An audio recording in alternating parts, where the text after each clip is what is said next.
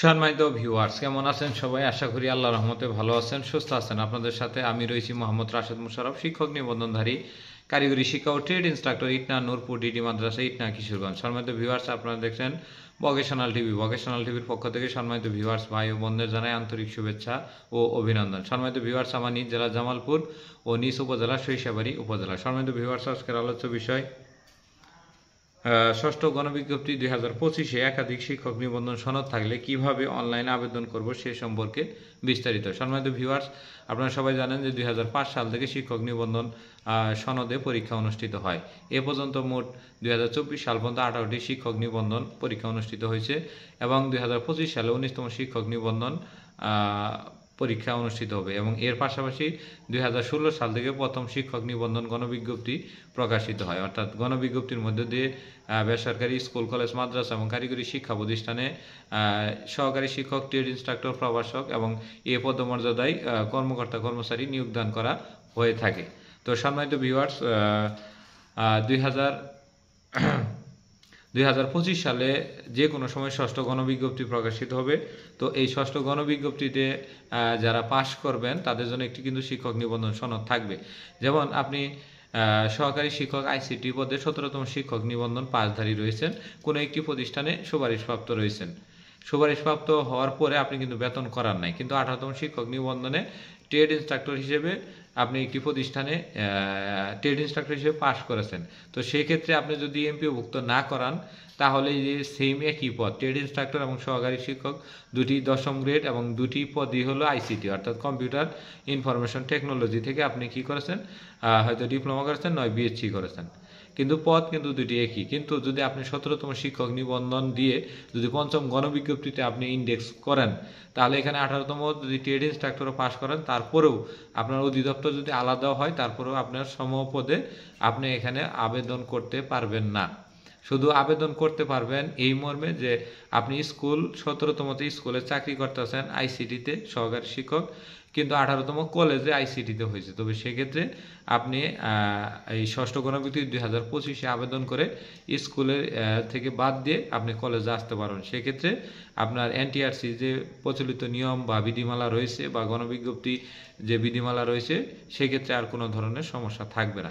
কিন্তু আপনি যদি এই সহকারী শিক্ষক হিসেবে 17তম শিক্ষক নিবন্ধন দিয়ে হয়তো কোনো একটি মাদ্রাসায় আছেন, পরবর্তীতে 18তমতে ভালো নম্বর পেয়ে হয়তো স্কুলে আসার চিন্তা ভাবনা করছেন বা মাদ্রাসার চাকরি আপনার কাছে ভালো লাগছে না, তো সেই ক্ষেত্রে বা দূরের প্রতিষ্ঠান পড়ে গেছে, কাছের প্রতিষ্ঠানে আসতে চাচ্ছেন, যে মাদ্রাসায় হয়তো বাড়ি কাছে রয়েছে সেই প্রতিষ্ঠানে আসতে চাচ্ছেন, তো সেই ক্ষেত্রে যদি আপনি আবেদন করেন তাহলে আপনার পূর্বের চাকরি এবং আপনি যে প্রতিষ্ঠানে নিয়োগ পাবেন সেই চাকরিও বাতিল বলে গণ্য হবে। তবে এটি হলো আমাদের কিন্তু নিয়মের বিষয়টা বলি।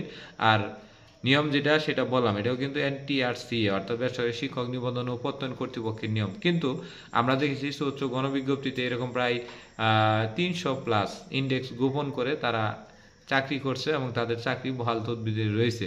তো পঞ্চম গণবিজ্ঞপ্তিতেও আপনার এরকম কিছু কিছু প্রার্থী আবেদন করছে এবং বহাল তদবিরে চাকরি করতেছে, তাদের চাকরি জানে। অর্থাৎ আমি নিয়মের বিষয়টা বললাম এবং কিছু অনিয়মের বিষয়টা আপনাদের মধ্যে কিন্তু তুলে ধরলাম। অর্থাৎ এটি এই ধরনের সুযোগ রয়েছে, কিন্তু যদি এনটিআরসি কোনো কার্যকরী ব্যবস্থা নেয় তাহলে কিন্তু আপনি আমকলা দুটি যাবেন। তাই তথ্য গোপন করে ষষ্ঠ গণবিজ্ঞপ্তি 2025-এ দয়া করে আবেদন করবেন না।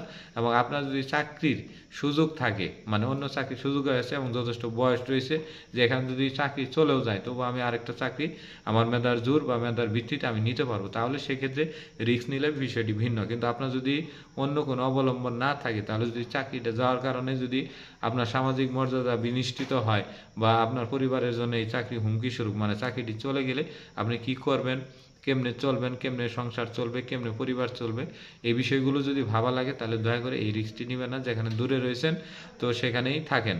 আর যারা স্কুলে চাকরি করে কলেজে দিচ্ছেন বা কলেজটি অনেক দূরে পড়েছে কিন্তু আপনি কি করেছেন, পরবর্তীতে স্কুলেও আপনি পাশ করেছেন, অর্থাৎ 17তম শিক্ষক নিবন্ধন দিয়ে আপনি কলেজে সুপারিশ পেয়েছেন পঞ্চম গণবিজ্ঞপ্তিতে, তো আপনি ভাবতেছেন যে বাড়ির কাছে যেহেতু স্কুল রয়েছে, আমি কলেজে যেহেতু দূরে, যেহেতু বদলি সিস্টেম 2024 সাল পর্যন্ত চালু হয়নি, তো আমি কি করব, স্কুলে আবেদন করব। সেই ক্ষেত্রে আপনি স্কুলে আবেদন করতে পারবেন।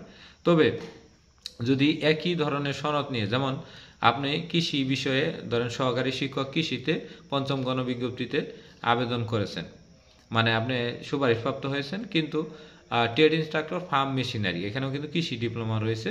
তো ফার্ম মেশিনারিতে আপনি নিবন্ধন দিয়ে পাশ করেছেন, তাহলে কি সহকারী শিক্ষক কৃষি এবং ফার্ম মেশিনারি দুটি আলাদা বিষয়, কিন্তু বেতন গ্রেড 1 হলেও তো আপনি কিন্তু এখানে চাকরি করতে পারবেন।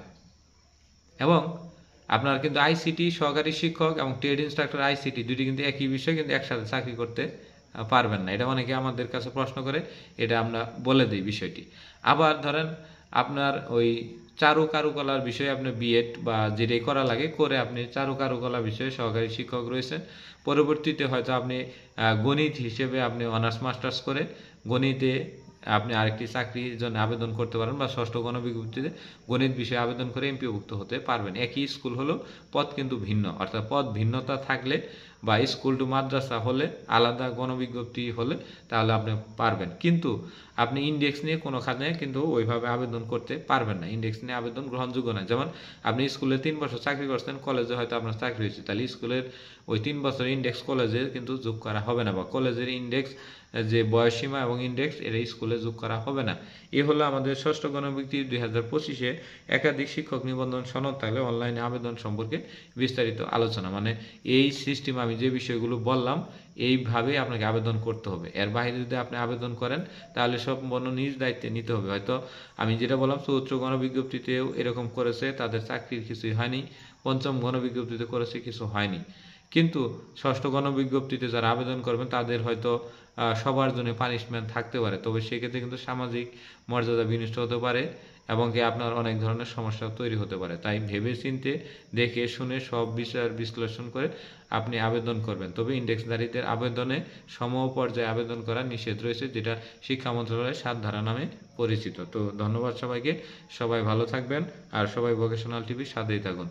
এই যে আপনার গণবিজ্ঞপ্তি 2025-এ একাধিক বিষয়ে শিক্ষক নিবন্ধন সনদ সম্পর্কে যদি আপনাদের আরও কোনো প্রশ্ন থাকে তাহলে অবশ্যই একটি করে প্রশ্ন একটি কমেন্টে করবেন, আমরা 24 ঘন্টার মধ্যে উত্তর দেওয়ার চেষ্টা করব। আর আপনারা কি ধরনের ভিডিও চান সে বিষয়টি অবশ্যই জানাবেন। আর ভোকেশনাল টিভি আপনার 19তম শিক্ষক নিবন্ধন এবং শিক্ষক নিবন্ধন রিলেটিভ স্কুল পর্যায়ে, কলেজ পর্যায়ে এবং স্কুল 2 পর্যায়ে 1-2 দিন পর পর নিয়মিত ভিডিও দিয়ে থাকে, এবং আপনার diploma in engineering, BSc in engineering বা অনার্স মাস্টার্স পাসধারী এবং সরকারি 3য় ও 4র্থ শ্রেণীর চাকরি নিয়ে নিয়মিত ভিডিও দিয়ে থাকি, এবং আনকমন কিছু বিষয়ে তথ্য উপাত্ত আপনাদের মধ্যে তুলে ধরার চেষ্টা করি।